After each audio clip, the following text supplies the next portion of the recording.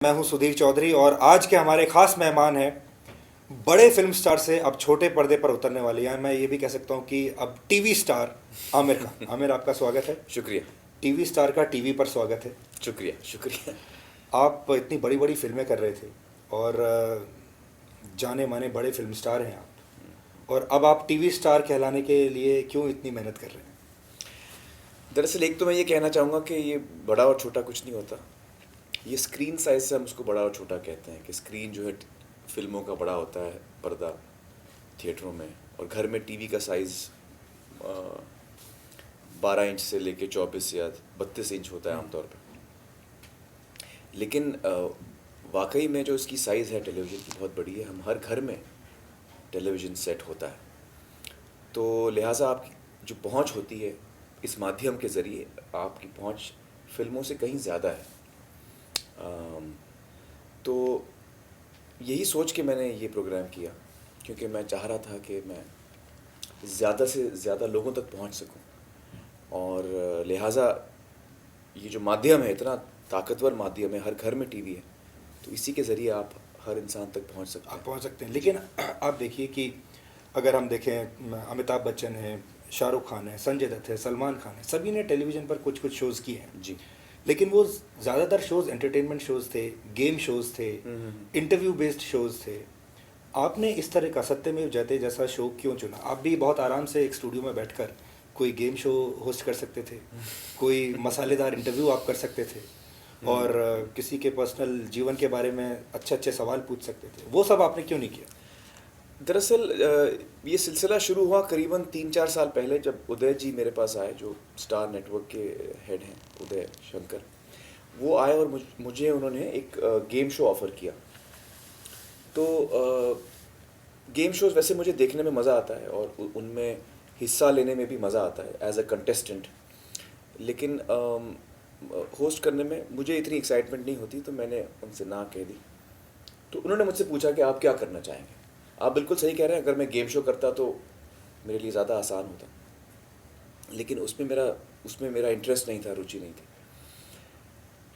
तो उन्होंने मुझसे पूछा कि आप क्या करना चाहेंगे टीवी के में, आप सोचिए कुछ आप करना चाहेंगे। तो वहाँ से फिर मेरी थिंकिंग शुरू हुई। मैंने सोचा उसके बारे में, और धीरे धीरे एक ख़्याल मेरे जहन में आने लगा, और जब वो आने लगा तो मुझे लगा कि ये मैं करना चाहूँगा।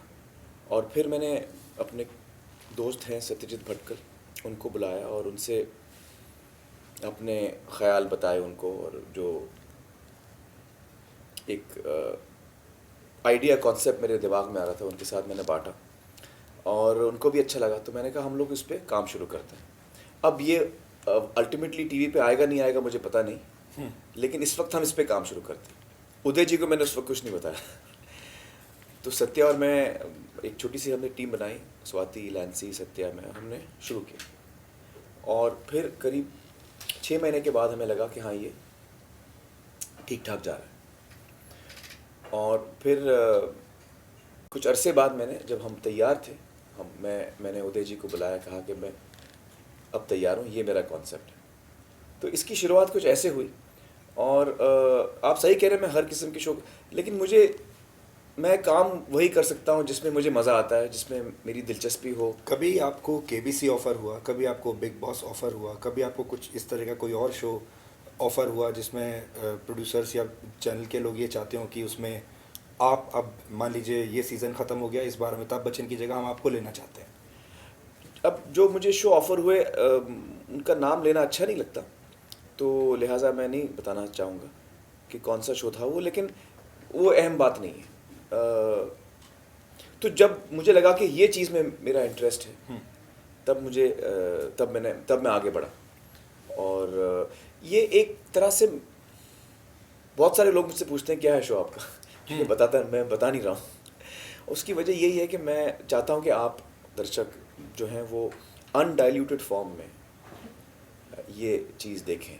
मैंने अभी तक जितने प्रोमोज देखे हैं और जो झलक देखी आपके शो की, वो मनोरंजन से ज़्यादा करंट अफेयर्स का शो ज़्यादा लगता है। ऐसा लगता है जैसे आप डिस्कवरी ऑफ इंडिया जैसा शो लगता है, जैसे आप भारत की एक बार फिर से एक और खोज करने के लिए निकले हैं, आप अलग अलग लोगों से जाके मिल रहे हैं अलग अलग कोनों में, और डिस्कवरी ऑफ इंडिया जैसा उसके अंदर एक फील आता है।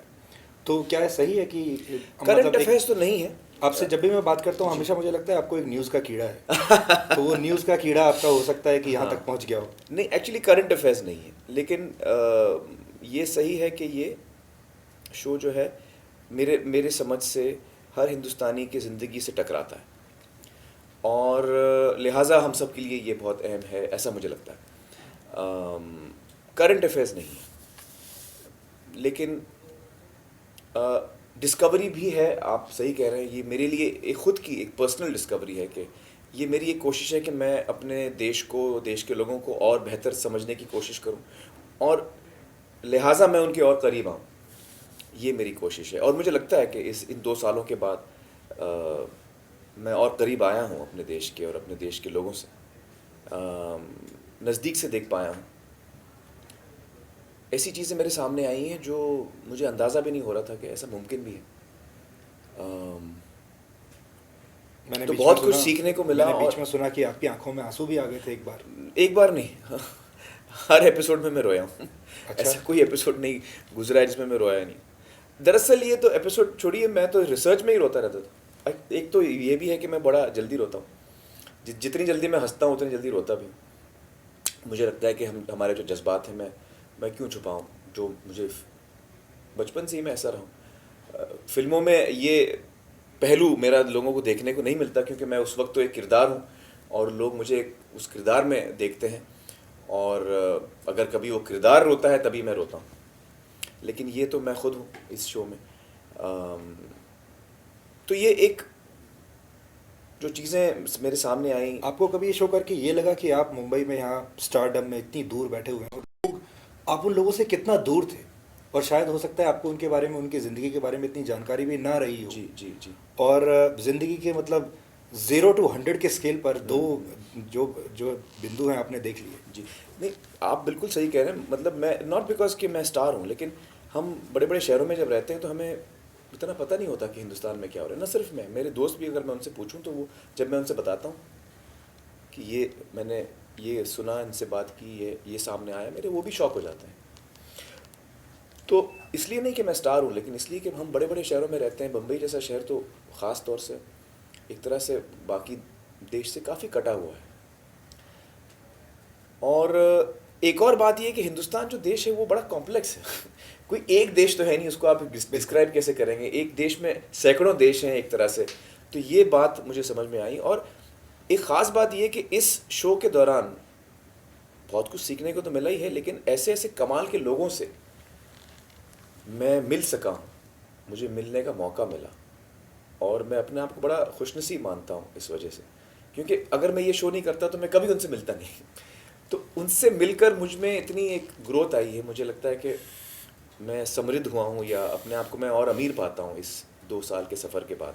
और मुझे उम्मीद है कि जब ये शो लोग देखेंगे तो जिन जज्बातों से मैं गुज़रा हूँ और जो मेरा अनुभव रहा है वो भी कहीं ना कहीं लोगों तक पहुँचेगा, उनको भी ये एहसास होगा, उनके जज्बात भी ऐसे ही टूटेंगे और बनेंगे।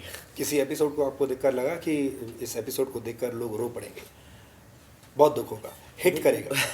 और आप तो खुद कह ही रहे हैं कि जब तक दिल पर बात नहीं लगेगी तब तक बात बनेगी। देखिए, दिल पर मुझे तो बहुत ज़ोर से लगी है।